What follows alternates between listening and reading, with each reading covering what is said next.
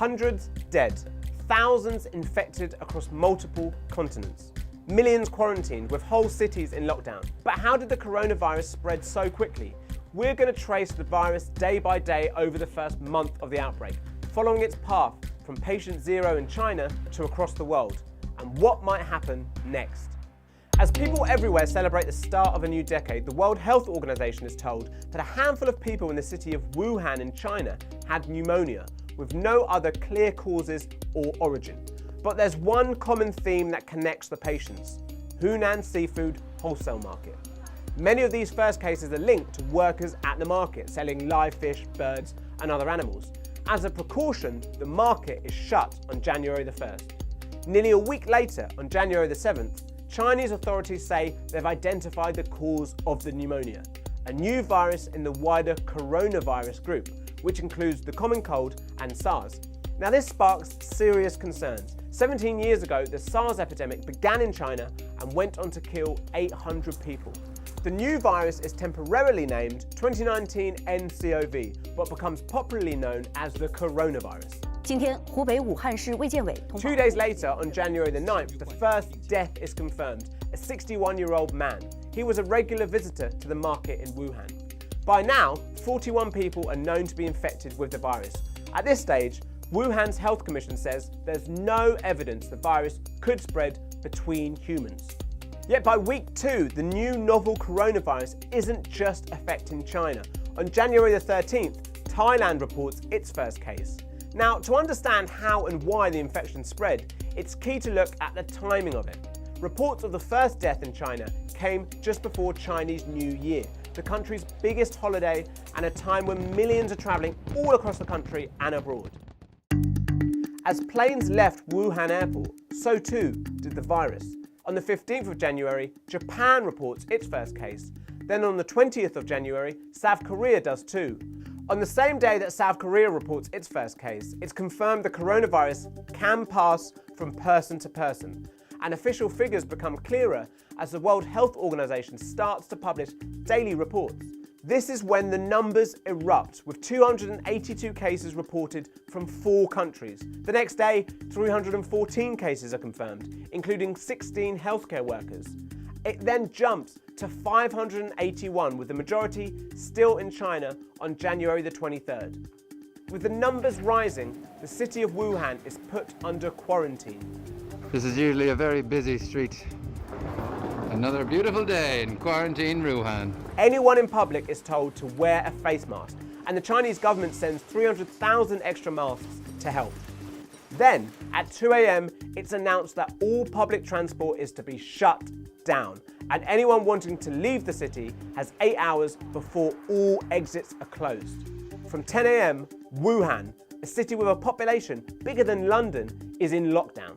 A brand new 1,000-bed hospital begins to be built to treat the virus, with the aim of completing the whole thing in just a matter of days.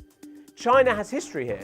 In the midst of the SARS epidemic in 2003, as Beijing battled severe acute respiratory syndrome, a new facility for patients was constructed in just 1 week. Almost a month after first learning about the virus, on the 30th of January, the WHO now declares a public health emergency, with the main reason being its global spread. Away from China, there are now 82 cases in 18 countries, but no deaths outside of China yet. And in Germany, Japan, Vietnam, France, and the United States, people who have been to China are now infecting those who haven't. Come the last day in January, the virus spreads to England, where 2 members of the same family test positive. In China, meanwhile, there are now 2,000 new cases in just the last 24 hours, and the virus has now reached every state in the country, bringing the worldwide total to 9,800 cases across 21 countries. The biggest quarantine in history right now taking place in China. I think you're going to see that more amplified now as a result of this declaration. The United States declares a public health emergency and says that it will begin temporarily suspending entry for foreign nationals who have travelled to China in the last 14 days. That's against the advice of the WHO. Yet there have still been no deaths outside China. Come the start of the month, 3 more countries report having the virus, bringing the total to 24. Following on from the United States lead, Australia says it will also refuse entry to all non-citizens arriving from China. Australian nationals coming from China will be quarantined for 2 weeks, something the UK, South Korea, Singapore and New Zealand are beginning to also do as they evacuate citizens from China and monitor them for symptoms. We have arrived at quarantine. On Sunday, the 2nd of February, the first death is reported outside of mainland China. A 44-year-old Chinese man from Wuhan dies of the virus in the Philippines. And then by February the 4th, a second death outside the Chinese mainland was confirmed in Hong Kong. So looking back from the start of the year to February the 11th, the novel coronavirus has infected more than 43,000 people globally, the majority of those in China. And the Chinese authorities now say it's caused the death of more than 1,000 people in the country, although the number of new infections day by day has begun to decline. That means more people have died from the novel coronavirus than they did during the SARS outbreak in China. But is it as deadly? And what does the first month of this outbreak tell us about the nature of the coronavirus? Currently, experts believe the virus has killed around 3% of those it has infected. That's a lower death rate than SARS, which had a mortality rate of just under 10%, and other diseases like Ebola, which kills around 50% of those it infects. However, coronavirus has infected more than 5 times as many people as SARS ever did. So crucially, what might happen next? A lot depends on how well the virus is contained. What we can use right now are what are called non-pharmaceutical interventions, preventing mass gatherings, potentially closing schools, potentially even introducing travel restrictions. It's going to be a real challenge to contain it. The Chinese have been applauded by the WHO for their response to the virus, with the Director General saying they have set a new standard for their reaction to the outbreak. The speed with which China detected the outbreak, isolated the virus, sequenced the genome, and shared it with WHO and the world are very impressive. Now, the Chinese have admitted to their own shortcomings in their initial dealings with the virus. In the first few days and weeks, officials have been accused of downplaying the severity of the virus. A doctor in Wuhan tried to warn colleagues late in December, and he was accused by authorities of spreading false information, although they later apologized. Then, in early February, the doctor himself was killed by the very virus he tried to warn against, sparking outrage at the Chinese government. Many experts now believe that by not alerting the public and healthcare professionals much earlier, a crucial opportunity was lost to stop the disease from becoming an epidemic. The coronavirus has been contained to an extent by widespread health interventions. That means quarantining those infected to stop the spread. That relies on huge international cooperation and identifying who's infected, where they've been, and who could have also got it. Countries are already making huge steps to control it, like monitoring airports, banning travel, and isolating patients. But these methods rely on the virus only spreading when people show symptoms, something which scientists are unsure about. Another way it could end is simply by a vaccine or a cure. Researchers in multiple countries are trying to find a vaccine, but at the moment there isn't one, and it could be months or even a year before there's a breakthrough. What we do know is that the major risk comes from the virus spreading to countries who do not have as advanced healthcare systems.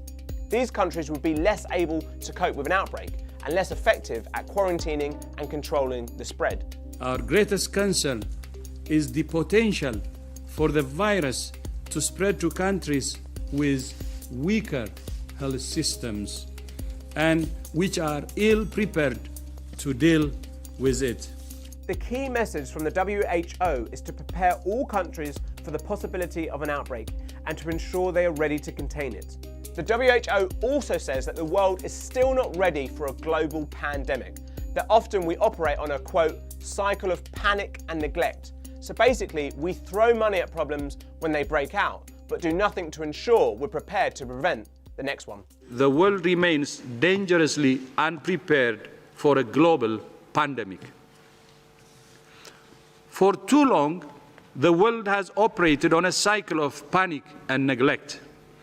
We throw money at an outbreak, and when it's over, we forget about it and do nothing to prevent the next one.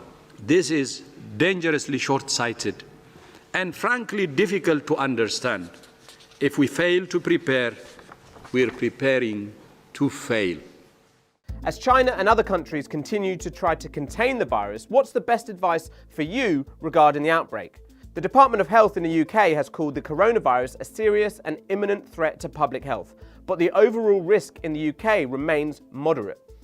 For those of you who visited China, Thailand, Japan, the Republic of Korea, Hong Kong, Taiwan, Singapore, Malaysia or Macau in the last 14 days and have a cough, fever or difficulty breathing, Public Health England says you must contact your GP by phone.